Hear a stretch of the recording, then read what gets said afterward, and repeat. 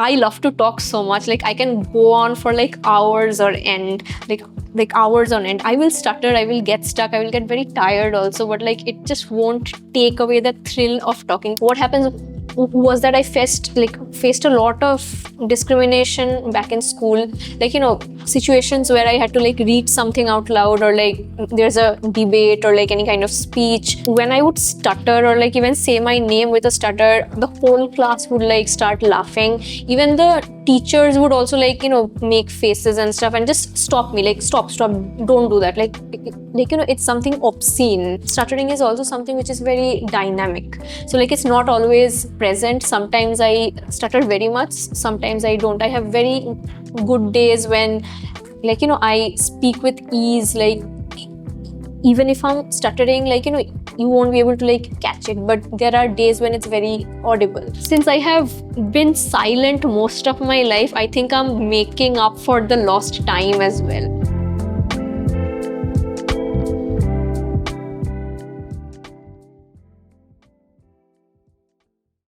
Hello and welcome to the India Autism Center podcast.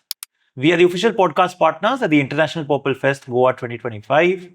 And I have with me somebody here today who's one of the brand ambassadors of the festival this year, Rusha Chaudhary, who's currently a Teach for India fellow. And the disability that she has is that she stutters, an invisible disability, which a lot of people don't know much about in India.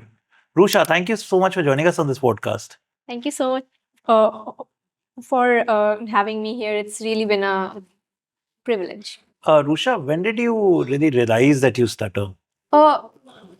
So like it's a little like weird for me, because like as a kid I like I have like two blocks of memory. So like in one block I remember like not stuttering at all, or rather I remember speaking without any stigma. So like after that I realized one day that like I felt a fear while speaking, and like I got stuck, and that's where the fear came from. So like it was, I would say, like around the age 5 to 7. So yeah. And how does society really treat people who stutter? Like, did you face any kind of discrimination in school? Did people crack jokes? What are the challenges you faced?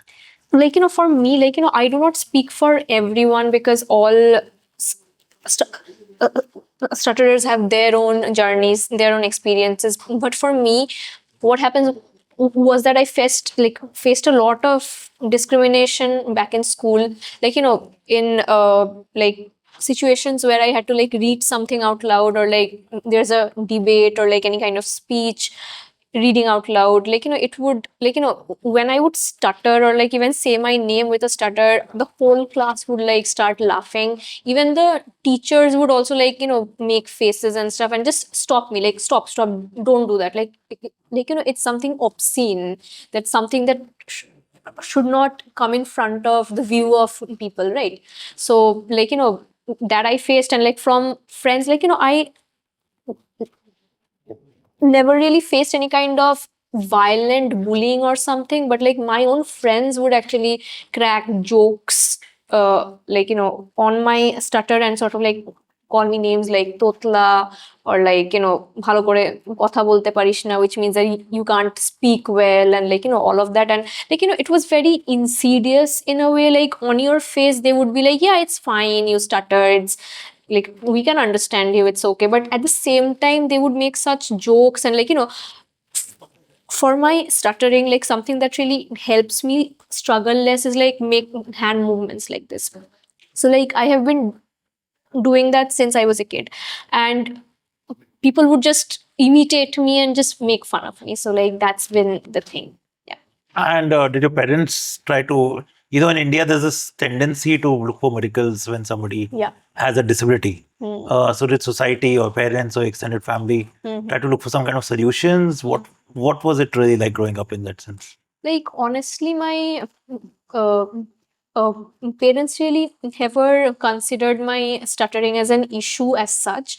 Like the only times when I went to a speech therapist or a psychologist is when I asked them personally, "Okay, I need the help."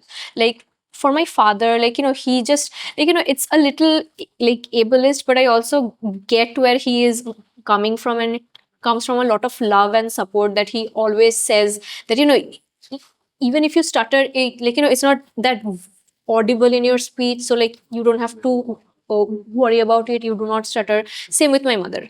But like you know like whenever I sort of used to stutter in front of my extended family, I would face a little bit of mockery here and there, which would sometimes escalate and stuff, and that would make me feel very bad.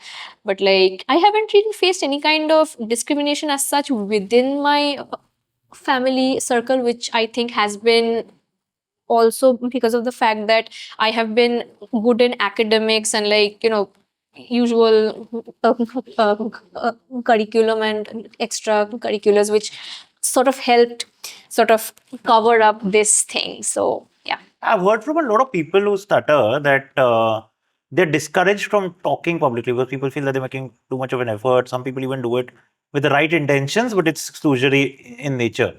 Did you also feel that way at times? Yes, like it would depend on who would actually stop me from speaking. Like I have had, like fortunately I have had many teachers who would just push me to speak, but I've also have had teachers who would just shut me up. Absolutely, like I said, if I speak with a stutter, they would treat it as something very obscene, and my stuttering itself would give them like an image of me in their head which is negative, so like they would also treat me in a very bad way. So like I sort of felt that just because I stuttered, they find me very annoying.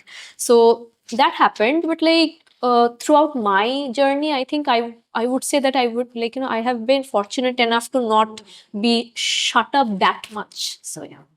How many people who stutter exist in India right now? Do you have any data? Yeah, it's like around like the Indian Stammering Association, of which I am a part, which is a nationally wide self-help group. We have like around 3,000 to 5,000. Like the range actually differs from like platform to platform. Like we have social media groups on Telegram, then WhatsApp. So like that's the range, 3,000 to 5,000.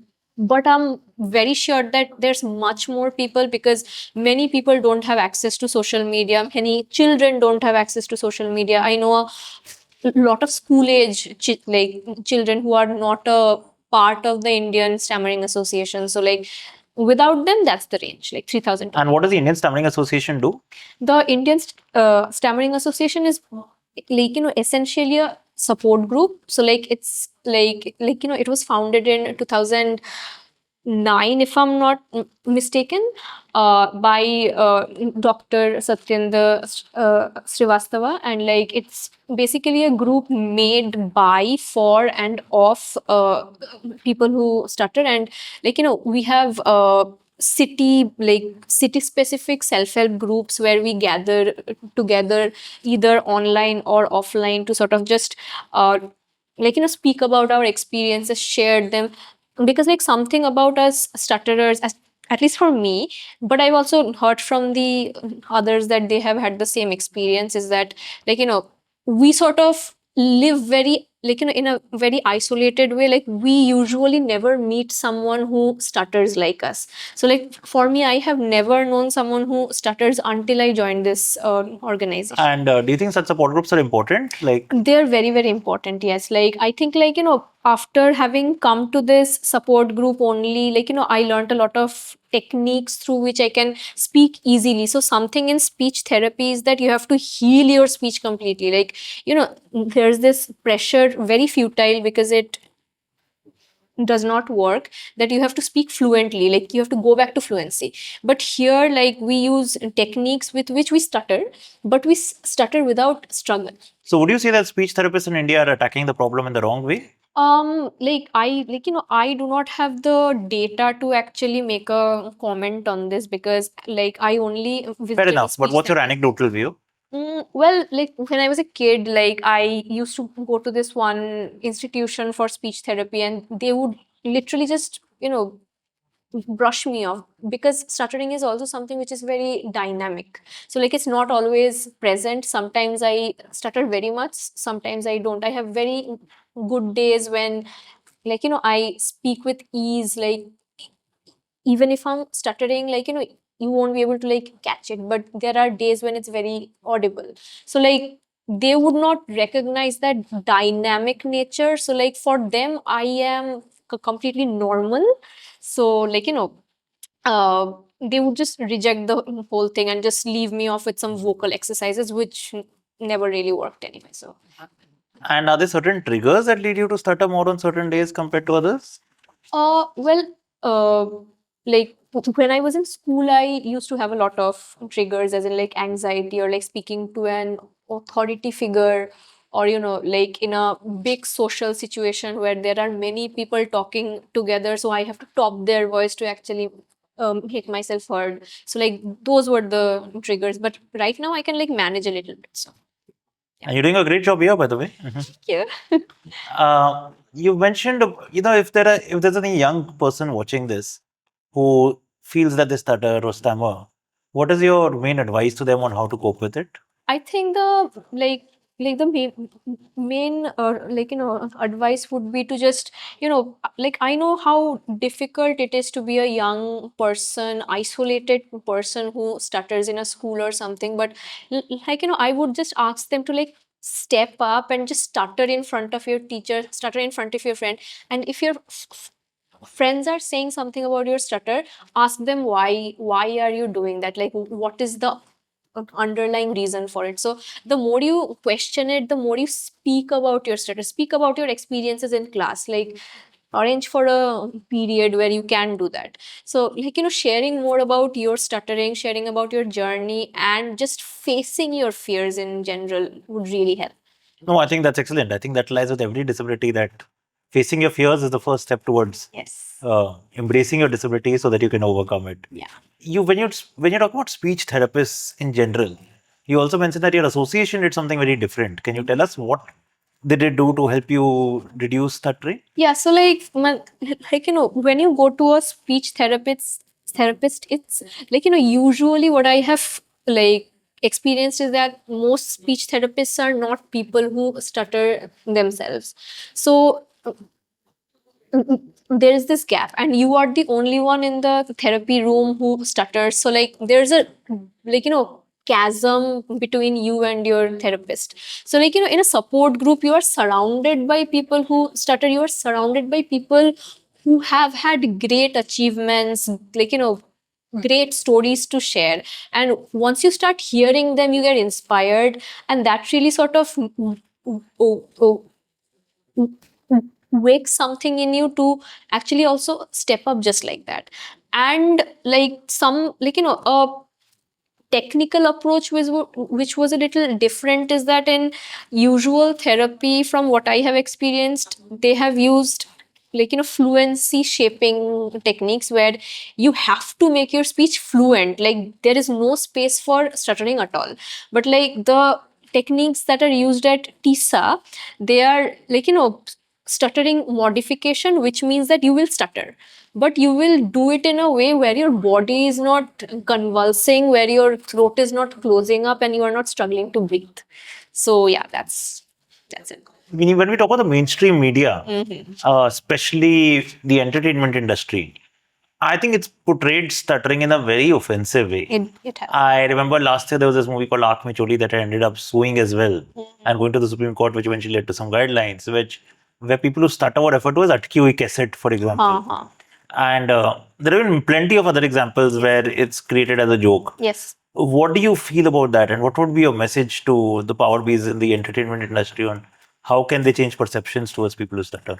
I absolutely love this question because, like, I actually wrote my master's thesis on this very topic. So, Oh wow, I'm glad I asked you this question then. yes. So, like, yeah, like there have been very like offensive movies like Golmaal 3, and like like even back, if we sort of go to like the year 1972, or like in the 1970s itself, we have like a Bengali movie that also sort of shows a stutterer in a very loser kind of a way, that like stuttering is also something which is associated with your intellect, that if you stutter, you are like a foolish joker kind of a person, your brain does not work and you are just funny in general, right? Which is also an insult to the intellectually disabled community, right? So that has been there throughout, and there have also been movies that portray stuttering in a neutral manner. Can you give me some examples? Yes, I wouldn't say the word positive but neutral. Some movies are Ajab Prem Ki Ghazab Kahani. So they're the main character portrayed by Ranbir Kapoor and Katrina Kaif, the female one. They both stutter, and it's a neutral thing. And even in a very recent film, actually in 2017, called Indu Sarkar. It's it's sort of a political film, and there actually stuttering has been glorified in a sort of way. So that has been there, but something which I actually discussed in my thesis also is that stuttering has never been represented for what it is actually. I mean, it's either been like a very funny joke, or like something very neutral, very sidelined, or something which is politically useful. Yeah. Have you seen the King's Speech? Yeah, I have. What did you think of it? I honestly, I liked the film. I don't think I have many thoughts on it. It felt a little inspiring, but again, it's a colonial whole thing. So I have my thoughts politically on it. Feel free to share them. Yeah, the stage is yours. Right now, I don't think I can say say things in a very organized manner, because I really haven't thought much about that movie. My research has mostly been films in India.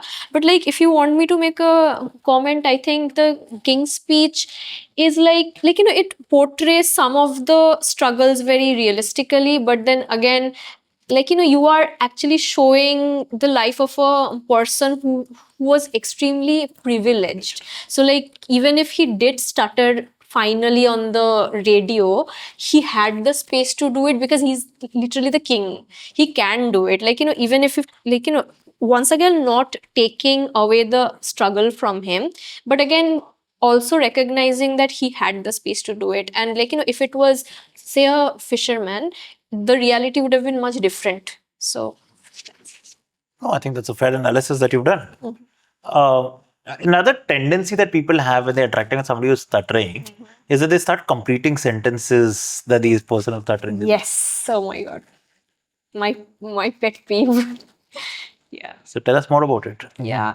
So I always let people know before I start a conversation that I will be stuttering. Do not finish my sentences. For me, it actually also breaks my thought chain. And I am also neurodiverse, so I have a very set kind of a pattern in which I speak. And if I'm interrupted, my whole mind goes absolutely blank. So if you are sort of completing my sentences, I would not know what to speak next. So I think the experience is also similar for other stutterers who feel patronized when people are trying to finish their sentences, because oh god, we are not kids, we are grown-ups, we stutter, and it's okay to take two or three two or three seconds to finish our sentence. So You mentioned a neurodiverse. What disability is it? Stuttering itself is neurodiversity. I also have ADHD, so it sort of flares me up a bit sometimes. That's why I get very jumpy once in a while. So yeah, so ADHD also sort of messes with my brain in a way. If I'm on a not routine, but if I'm on a flow, I don't have a set routine, but a personal flow. So if I'm interrupted from that, it gets a little inconvenient for me and takes me time to get back again. Similar with speech. And when I used to stutter with a lot of struggle and everything, like